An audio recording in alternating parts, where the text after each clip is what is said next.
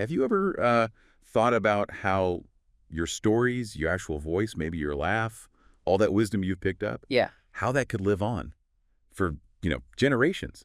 Well, there's this emerging idea powered by AI called digital memory vaults, and it's aiming to make that almost interactive.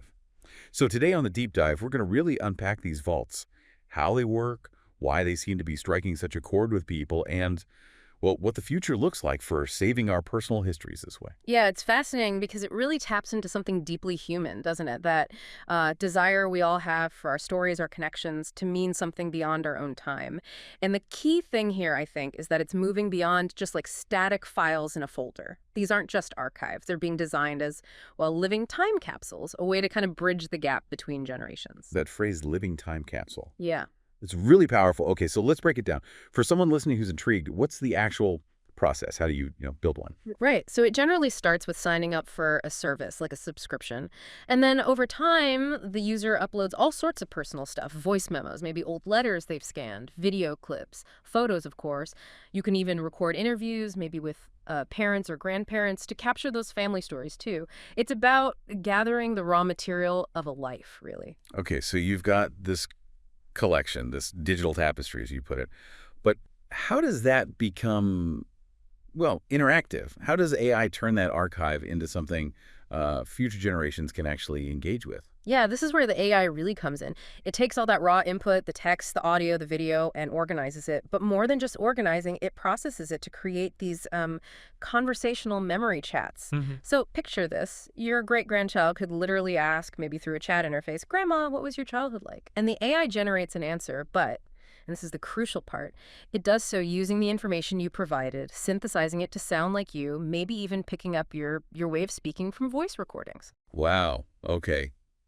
Yeah. That's quite a lead from a photo album. It really is. It's not just files anymore. It's an attempt at creating an interactive presence based on the real person. And you can immediately see why that resonates, can't you? I mean, Yeah. for families, it's more than just facts. It's preserving Yeah. the essence of someone, their Right. voice, their perspective on big moments, the lessons they wanted to pass on.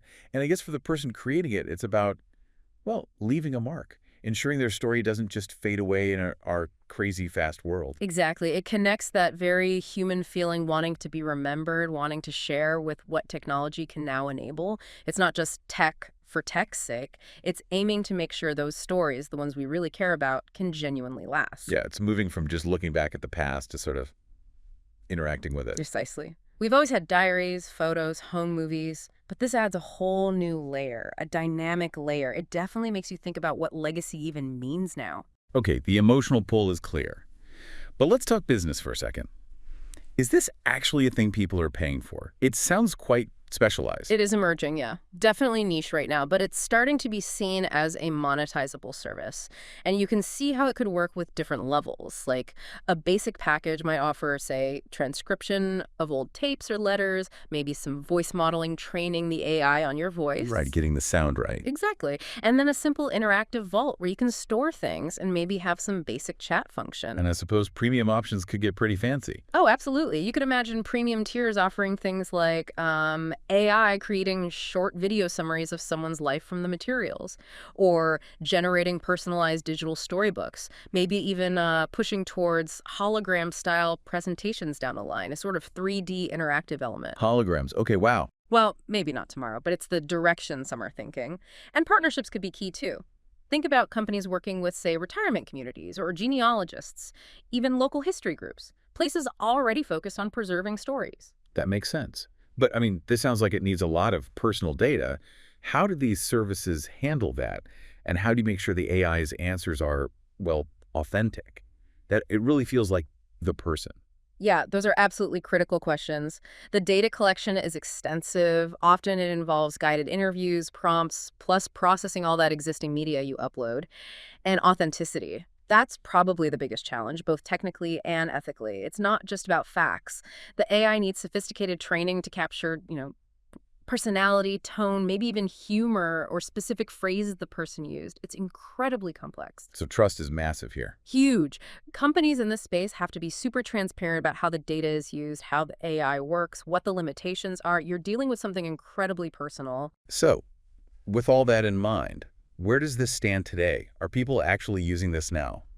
We are seeing the first steps. There are innovators, often smaller companies or startups, experimenting with this. They might offer things like AI-enhanced legacy books or these early versions of memory vaults, often positioned as like a really unique gift for family. So high-end, custom kind of things mostly. Mostly, yes. It's definitely not mainstream yet, but the concepts are out there. Right. So the seeds have been planted, you could say? I think so. It's still pretty rare, but you can see the potential, both emotionally and frankly, as a market. It feels like it could be the start of something quite significant in how we think about remembering. So bringing it all together, these digital memory vaults, they're really aiming to change how we preserve and share the stories that make us who we are, the ones we, you know, really don't want to get lost.